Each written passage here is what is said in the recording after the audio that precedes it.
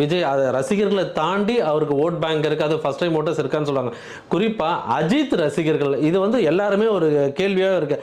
அஜித் ரசிகர்கள் யாருக்கு சப்போர்ட் பண்ணுவாங்க? அஜித் வந்து விஜய்க்கு சப்போர்ட் பண்ணுவார். அவர் வந்து உங்கள் வேலையை பாருங்கள், உங்களோட குடும்பத்தை பாருங்கன்னு அவர் சொல்லிட்டு போயிட்டார். ஆனால் மெயின் விஷயம் வந்து அஜித்தோட ரசிகர்கள் யாருக்கு சப்போர்ட் பண்ணுவாங்க? அவர் உங்கள் இஷ்டப்படி போடுங்கன்னு ஒரு வார்த்தை சொல்லிட்டாருன்னு கூட வச்சுக்கலாம். ஆனால் அவருடைய முதல் மாநாட்டில், விஜய் மாநாட்டில் போயிட்டு அங்கேயே போயிட்டு அஜித் கடவுளேன்னு சொன்னாங்க.